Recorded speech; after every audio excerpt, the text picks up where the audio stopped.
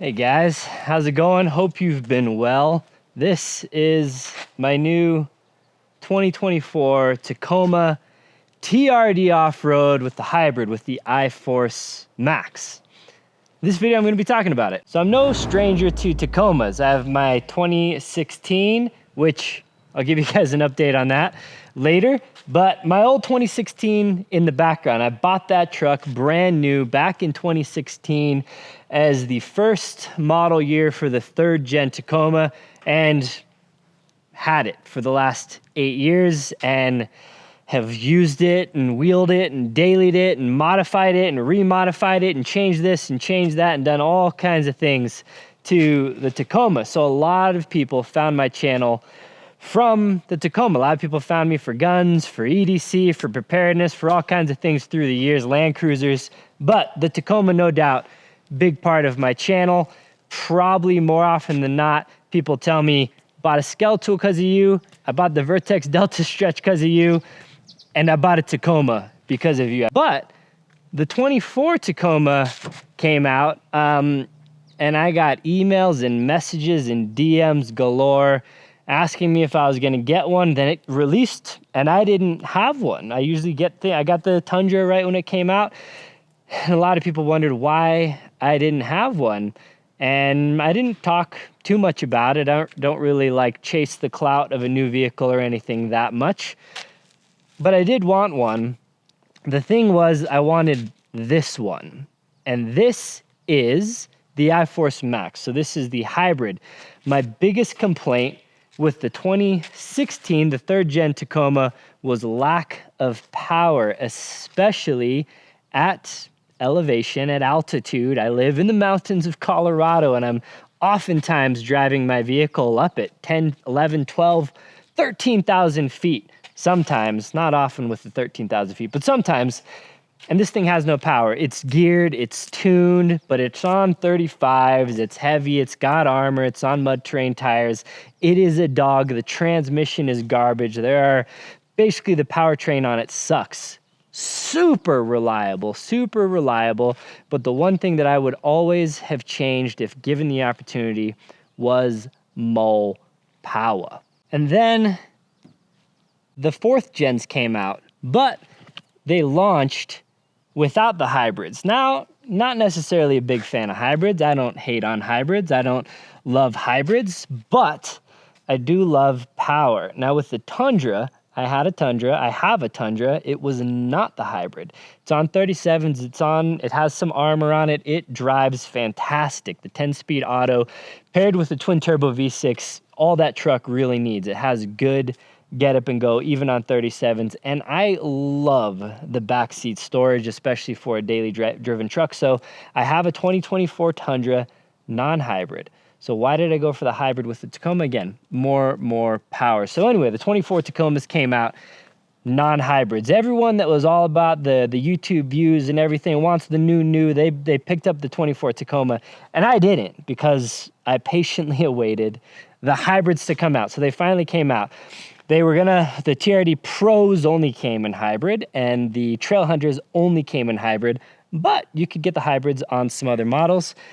Since the beginning of kind of recommending trucks, people always ask me what trim, what spec I want, and it's always the TRD Off-Road. If you're gonna get a truck, the TRD Off-Road is probably that sweet spot of price and features that you're looking for in kind of an off-road overland rig. Now, if you're never gonna touch the vehicle, you're never gonna modify it, and you wanna do some go-fast driving and stuff like that, then maybe the TRD Pro is the better option, or the Trail Hunter is kind of a little more of, the overlandy type vibe on the Trail Hunter.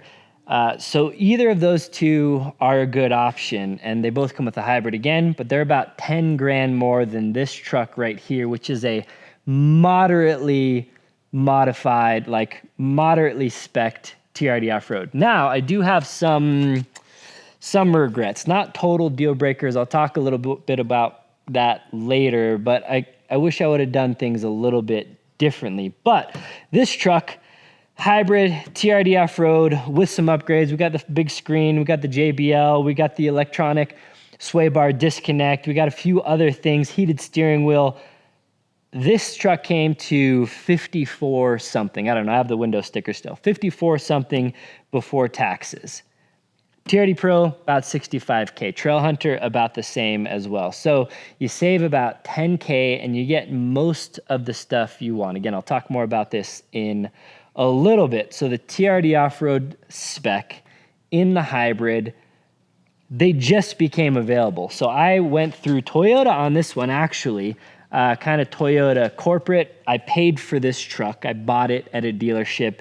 It's not a loaner. It's not a gift. It's nothing like that. I bought it, but Toyota did work with me on the allocation. So I actually put in the order for this allocation, I don't know, 6 months ago maybe. And there were some delays and there were some snags, and now it's finally here. I think it's one of the first TRD off-road hybrids that I know about, but it basically shipped. All of the hybrids, all the iForceMaxes kind of started getting built and started getting shipped around the same time.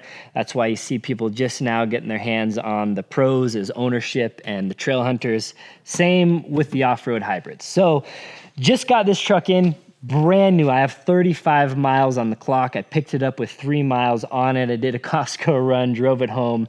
So it is very, very new to me. So these are my very, very initial thoughts, but I wanted to get my initial thoughts out there, talk about what I like, talk about what I kind of regret, and talk about, you know, kind of the future plans and the future modifications on the vehicle. Now, like I said earlier, the TRD Off-Road comes with some things I like. It does come with a little more off-road oriented suspension, but I am probably going to rip that off pretty quick. It comes with the black fender flares and the black handles. I like all that stuff rather than the color matched. It comes with a factory rear locker. It comes with the MTS, which is actually really good. The crawl control, which I don't care about at all. Here's the locker, and then I paid extra for the electronic sway bar disconnect. That was actually a pretty hefty upgrade. Now, I did upgrade a few other things that I wanted, and there are a few things that I was just not paying attention to as close and as I should have been that I wish I got. But the color is Bronze Oxide. Now, this color is gorgeous. It's probably my favorite. I would say it's my favorite. I do like the underground, though I know the grays are kind of a little overdone with a lot of brands as well. And I do like the Terra as well. I wish it was a little more brown, but the Bronze Oxide is probably my favorite color. Now, I had seen this in person before I bought it, but it's hard. Videos don't do this color as much justice. Like, it could kind of be thought of as a grandpa color, honestly, kind of like a champagne or something, but it also has a little bit of cool factor in it. It's got lots of flake. Again, I don't know how much of it's coming through. Very bronze out in the sunlight, but kind of morphs to an almost gray when it's in the shade or in the shadows. Anyway, love the color. The driving experience is everything I hoped it would be. Gearing is good. It's the 8-speed automatic. There's no lack of power at all. Now, it's not fast, you know, you're not going to race anyone in this thing. It's not a Raptor. I'm not sure. I haven't watched. I'm sure there are videos out now of racing the iForceMax versus stuff like the Ranger Raptor. I don't know what's quicker. Maybe you can let me know down in the comments down below. It feels good. It doesn't feel fast, but it feels good. I've driven quite a few of the non-hybrid ones, and this one does feel better. Now, I wanted to wait for this because I talked to people that had tested and drove the iForceMax before it was out, and they said, Mike, let me tell you, you want to wait. You want to wait. It is worth the wait to get the hybrid power plant. And wait, I did, and I don't think I have regrets on the power plant. So that's what we did, because I'm definitely putting this on big tires. I don't know how big I'm going to go, and I'm going to do full armor, and this is going to really be my primary trail rig, and the Tundra that kind of took the place of the Tacoma as my temporary trail rig will go back to pretty much daily driver duties. And then I'm also kind of building out the LX Crazy. I don't know if you've seen on Instagram. I recently put this on 37s. My bumpers are gonna be here soon. So this is going full family adventure daily. And I'll tell you what happened to this later. And I'm actually gonna do a video comparing the 2016 to the 2024. This is basically the same spec, the TRD Off-Road non-premium. They didn't actually have premium back then, but I'll be comparing and contrasting that. A lot of people keep asking, they see the Sequoia in the background, more details on that soon. So this truck here. So if you're on the fence of going to the 2024 model and you don't live at elevation and you don't have a big heavy truck and you're happy with the power and performance of your current Tacoma, I would say you can definitely pass on this truck, because the main benefit is power. If you have a 2016, there are a few things like they didn't have adaptive cruise control or anything like that way back in 2016. But if you have a later model year of the 3rd gen Tacoma, then you actually have all that stuff and you gain almost nothing with the new model. The big times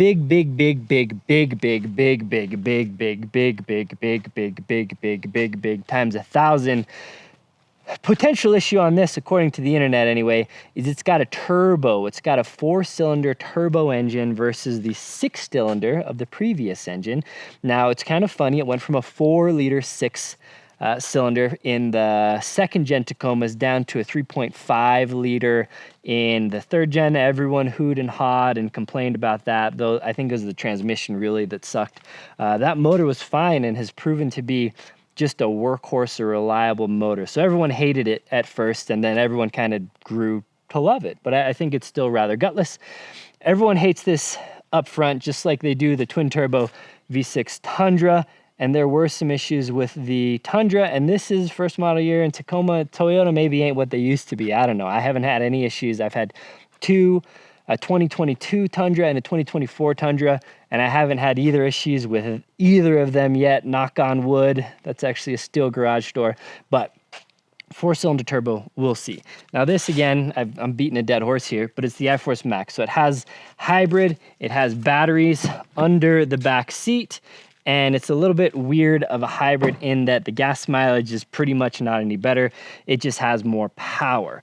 Now, turbos, they got to spool up a little more, but they do really good at elevation. I live at elevation, so a forced air engine, supercharger or turbocharger, is going to do better when the air is thinner, where naturally aspirated motors and turbo motors don't get as much power. The turbos do help with that. And then hybrids, the electric motor portion, is unaffected by air or air density or oxygen density or any of those things. So for me, I wanted to capitalize on those features again where I live, up in the air, up above a mile high of elevation. The hybrid, I wish it got better fuel economy. I wish it was Toyota calls them the Prime. I wish it was a plug-in hybrid. It would be super cool if I could go even 25 miles on pure electric just for a little commuting and stuff. That would be awesome. Toyota did not give that to us on these trucks. All they really did was make the hybrid engines tow a little better and have instant power down in the low RPM range. So that, again, trail truck, it is going to be a much superior platform in terms of power and performance. We'll see on the reliability, right? But as far as power and performance, the hybrid will help fill in that low-end torque, that low RPM gap when I'm out on the rocks. So I think I'll have no regrets with that decision pending reliability. So that, again, only 36 miles on the truck, but driving it feels great. To get subscribed to the channel if you're not already, if you're curious about this long term, how it does with big tires and armor, because that's all coming probably pretty quick. So when I got this truck, it was before the packages were actually even released, or when I kind of put in the order with Toyota with this truck. not all the information was out. Well, it might have been out there. I just couldn't find it easily. So I was talking to him about what I wanted. I said, I want the TRD Off-Road. I want the hybrid. I want the electronic sway bar disconnect, because that was one of the things I didn't love about my 3rd gen. I took the sway bar off so I could have more flex, but with all the weight and the windy roads I drove all the time, I get a ton of body roll on the highway. Way better off-road, way worse on-road. Electronic sway bar disconnect was not an option on the 3rd gen. It is an option on the 4th gen. I decided I would go for it. Now, will suspension and all these other modifications work with it? Again, tune into the channel. We'll see, because I will be putting it to use. But I wanted that. I said, I want the big screen. I want the JBL audio. I want a heated steering wheel. And then they basically said, well, do you want leather or not? And I was like, I could go either way. I don't really need leather. And they told me basically leather adds about $4,000 to the price if you want to upgrade to the TRD Off-Road Premium. And I said, leather's not really worth $4,000, and I just kind of left it at that. So we didn't make any revisions. It went through the build. They said it was in the build. I said, sweet. They sent it over to confirm like the pricing and the packages I got. And I was like, sweet, looks good. I had a lot of other things going on in my life at the time. And I said, yep, check the boxes. It checked the things that I absolutely wanted. Now, there were some things that I assumed would come on this trim that did not. And this is where the regrets come in. So my 2016 Tacoma TRD Off-Road, it was actually before Off-Road Premium was an option. So I don't exactly remember the package I got it, but it was not the Premium. It does not have leather, but I do have a moonroof, and I do have dual zone climate control.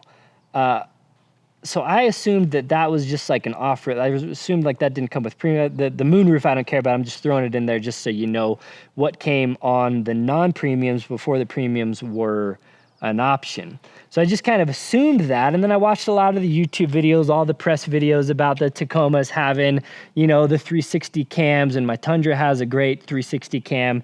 So I just kind of assumed that was standard. Dual zone climate control, my 2008 LX570 has 4-zone climate control, 2008. My 2011 Sequoia has 3-zone climate control. Ashley's 2019 RAV4, like mid-spec, but sub $30,000 RAV4 dual zone climate control. $55,000 truck, $55,000 truck here.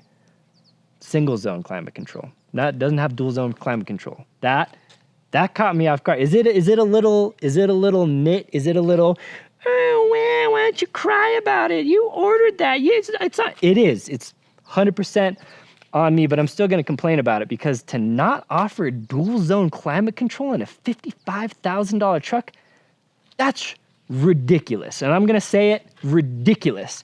There are some other things that I wish I paid attention to a little more, and this is more as an information to potential buyers out there. Again, I have a Platinum 24 Tundra. That truck is the nicest vehicle I've ever owned.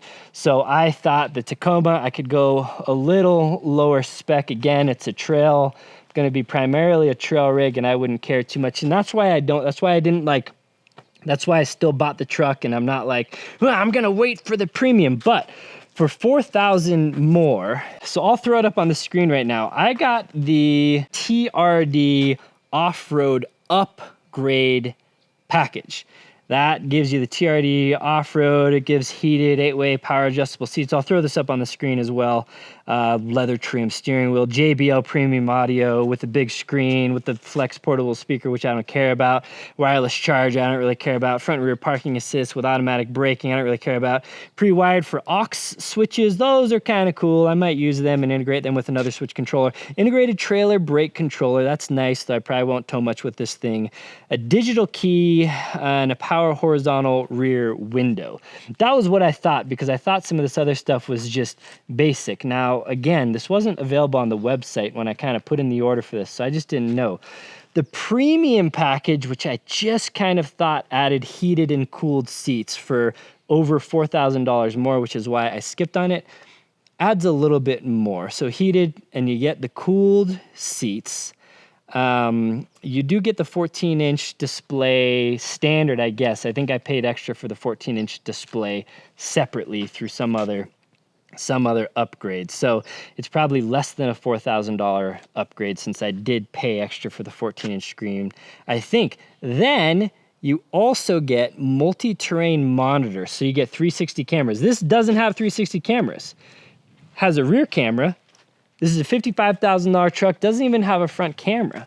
That I was kind of surprised and disappointed by. And it definitely doesn't have any side cameras. So that is an option I actually did want, but I just kind of assumed it came with it. Dual zone climate control, absolutely wanted that.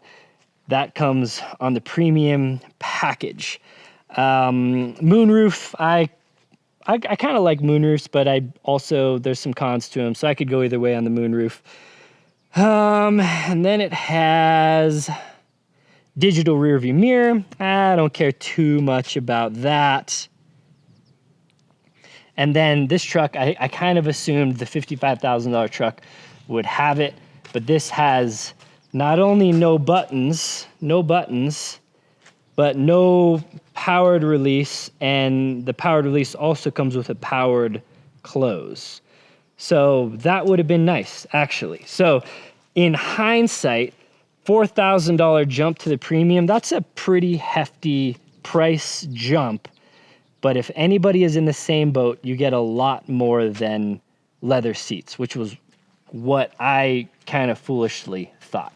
Having said all that, the truck is nice. Just those are kind of, that's my regret. Those are my disappointments. I don't think any of them, surprisingly, I didn't see it in the specs anyway, come with power folding mirrors. I could be wrong. Let me know in the comments if I'm wrong. So no power folding mirrors, I think, on any of them. Maybe like the Limited or something. And I don't think any seat memories either. I didn't see it as an option, at least that you can get on the TRD Off-Road. No seat memories on a $55,000 truck. That's pretty wild to me. But things that are nice, the seats are nice. The seats are comfortable. They're higher. The powered seats are very good, actually. They're only 8-way instead of like 14-way or whatever that's on my Tundra.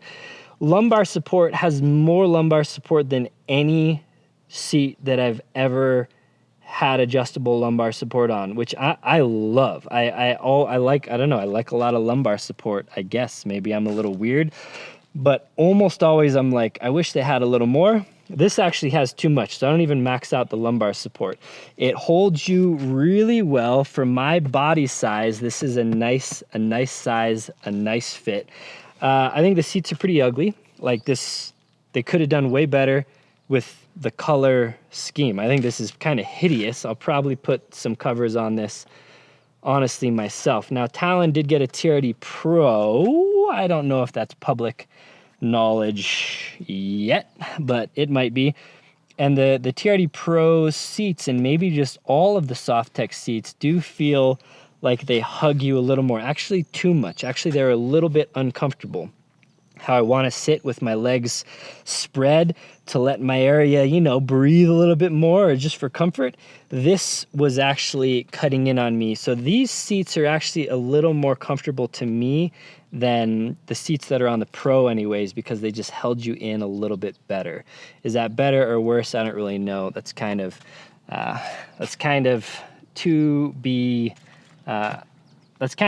preference. Again, if you're wondering how it compares to the 2016, I'm going to do a whole separate dedicated video on that. So I may talk about that a little bit in this video, but mostly I will save that for the other video. All right, it's hot, so I'm gonna run the air conditioner a little bit. Screen is great, just like the Tundra. No regrets on the big screen, love that. JBL speaker, I'm sure that costs $200 or $300 extra for them. I could definitely go without that. If we could scrap that, I would gladly pocket the extra $200 or $300. I think the design is great. I really like the TRD Pros. Some people think it's a little too tactical and a little too whatever. I love it. So I'm one of the people that thinks the TRD Pro styling is great. So if you got the extra cash and you want to pay an extra 10 grand, you get all the features that I talked about that I wish I had in the TRD Pro, just like you would on the premium tech package, I believe, and it just looks better. Everything looks cooler in the Pro, for sure. Now everything else is pretty good. I think the layout is nice. I think I'm gonna fit my Yaesu FTM 500 head right here in this little spot. No dual zone climate control. Again, wild that they wouldn't have dual zone climate control. The vents are nice. There's no closure, but if you do go all the way to one side, it closes. So if you do need to close off a vent, you still can. I do like the little switches. I prefer, I don't know what I like better. I think I like this better than the Tundra. The Tundra temperature is toggle up and down. I prefer the dial. You can go much faster with the dial. So I think I like the knobs and the lever layout in the Tacoma more than I do on the current gen Tundra. I think they all come with digital dash. Some people hate it, some people love it. I just wish they made it a little cooler. I was driving an Eco to see if I would feel much of a difference between Eco and normal and sport. I don't know, I wish they did a little more graphical difference. Like I think Ford and some other companies do a lot better with the digital dash than Toyota does. Toyota's very boring. There's some little lines in the background, but overall pretty lame. And then in the middle, you don't have much options here. So it's like adaptive cruise mode. This giant adaptive cruise mode right in the middle is just always in my face, and I don't really care. The cruise control, having said that, not as intuitive as some other models. I really missed a lot of Toyotas had it on a little stock down here. That was the most intuitive of all of it. This, like, it doesn't even have one that says set. That button sets it, but like it's a very confusing cruise control compared to the previous generations, I think. So I think they kind of went backwards a little bit. The steering wheel is nice. I mean, the steering wheel feel and look is certainly an upgrade from the previous generation. Everything else, you know, works pretty good. I just think they kind of a little bit of a swing and a miss on the dash. Up here, we do have auxiliary switches. We do have AC in the hybrids. That's a 2400 watt outlet versus the 400 watt on the non-hybrids, I believe. Some other stuff, gas tank, fuel door opens here, and then the screen is nice, wireless Apple CarPlay as you'd expect. I didn't even peel the sticker off yet. Here is nice. I don't like it as much functionally as the previous gen because we're down to 2 cup holders. Both of these are small. Neither of these will fit a Nalgene. Maybe one of the companies will release, like in my Tacoma, you pulled this out and you replaced it with one that did fit Nalgene. So hopefully, maybe there's something out right now for that. Maybe it's coming soon.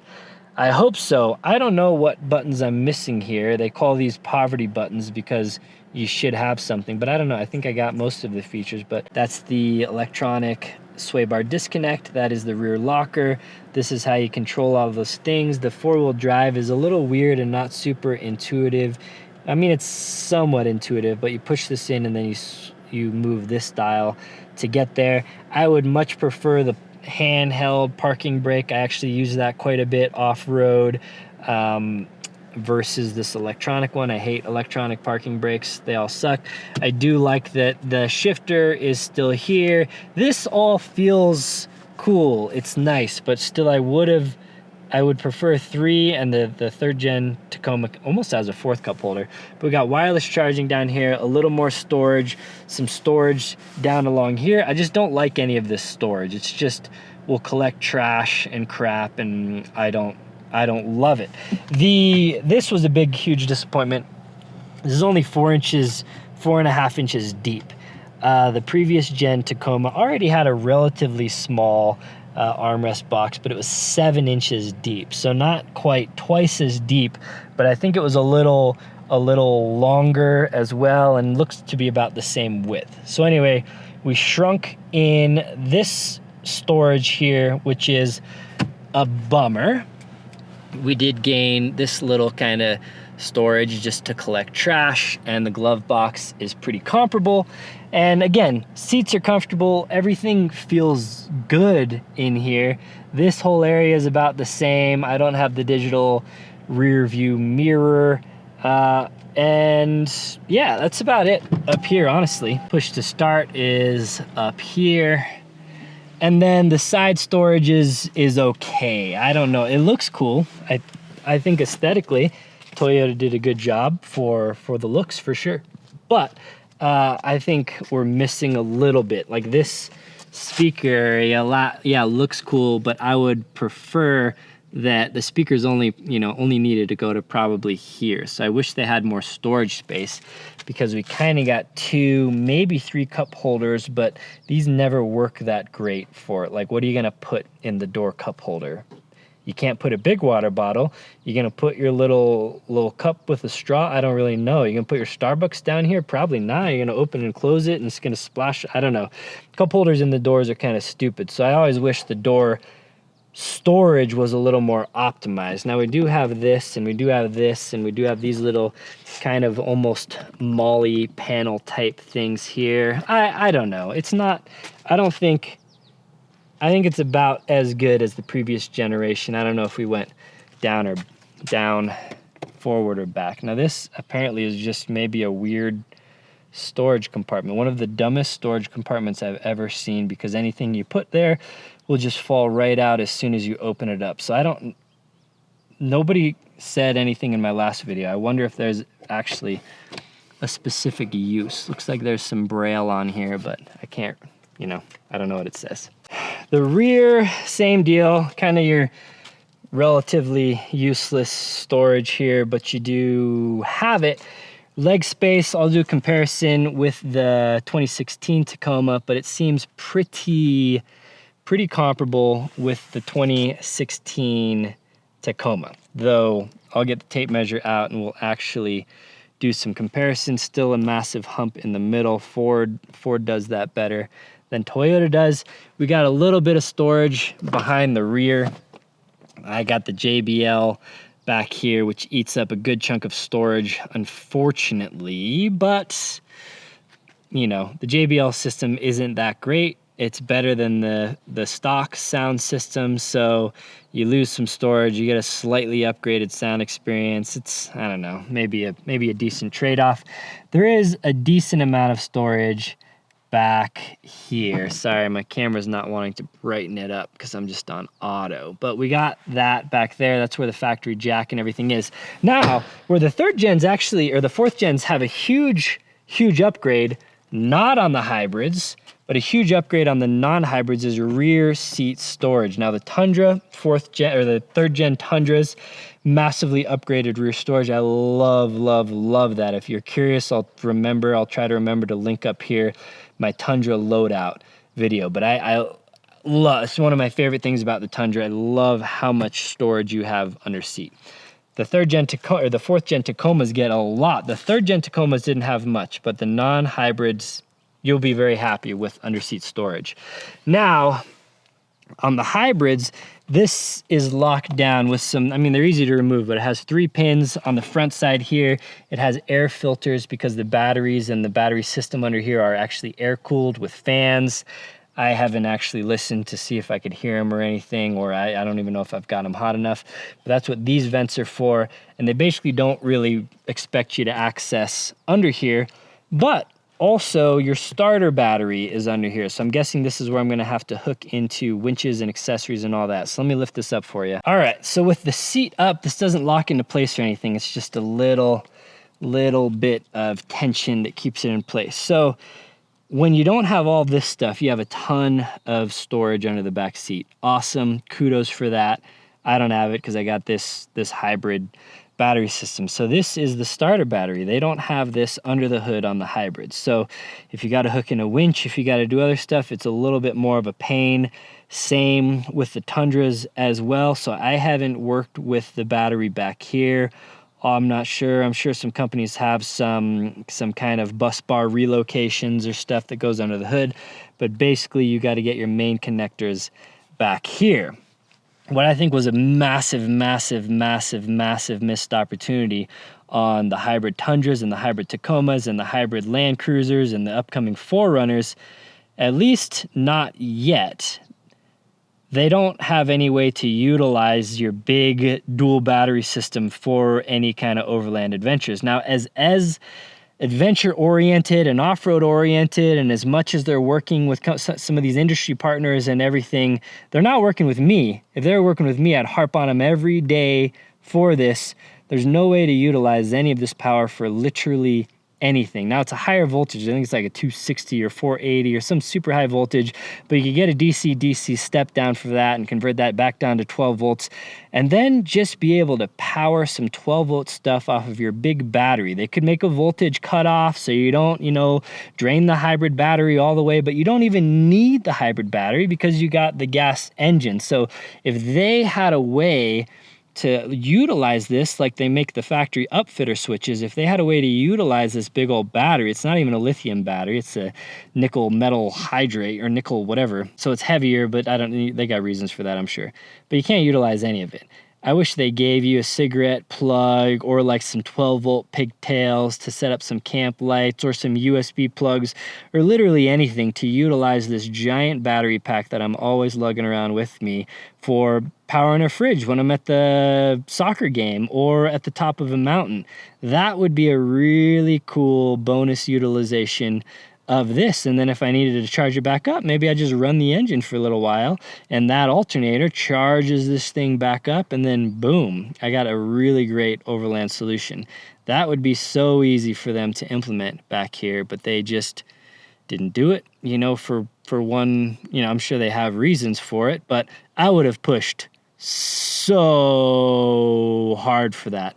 Now, maybe there's some aftermarket solutions in the works, but I'm sure they have a lot of programming and cutoffs and stuff that kind of are going to make that really hard. Anyway, fan system, cooling system, batteries. There's not really any usable storage back here. Now you can see there is some room. I could probably, actually I did, I put my FTM 500, kind of the brain, right, and I could wedge it in right here. So I may be able to mount some little bits of stuff back in here, even though it's not really intended for that. But yeah, not really, it doesn't even really look like enough room back under here to put any switch controllers or really any bus bars or anything. Like, you know, some really small stuff might fit. But basically, you don't have any rear storage. So I knew that coming into it, but just thought I would point it out as a bit of a bummer. And then you do have pretty good storage behind here, basically just like you did on the third gens and similar to the Tundras. Other than that, if you care about the technicalities, we did go to disc brakes on the, again, not really a comparison versus the third gen, but third gen still had drum brakes. We now have discs. Third gen still had leaf springs. Now we have 5-link with coils in the rear. It rides nice. It drives nice. It pulls nice. It looks good. I think the flares look good. These are big. They're chunky. I like the design. Some people like the third gens better. Some people like the fourth gens better. The headlights look good. They're, for the most part, pretty blacked out already. Twan at Running for Tacos has messed around a lot with kind of the intake and the exhaust, and he actually has his sounding really good, so I may do some stuff there. I think I'm just gonna wrap it up there. Coop's actually coming out to play, so I'm gonna give him a little bit of love. Yeah, stay tuned, because I got the 2016 versus 2014 Tacoma video comparison coming. Your feet are hot out here. And there's Ashley as well. Let me know what questions you have, because I'm going to be kind of like I did on the 2016, cranking out quite a few videos where outlining the modifications, telling you real thoughts. Again, clearly I say whatever I want to say. So follow along for that for 2024 TRD Off-Road hybrid iForceMax ownership stuff. Cool. Well, don't forget, thumbs up the video, share it if you can, even if you're just sharing it to yourself. Comment, get subscribed, and yeah, until next time, take care.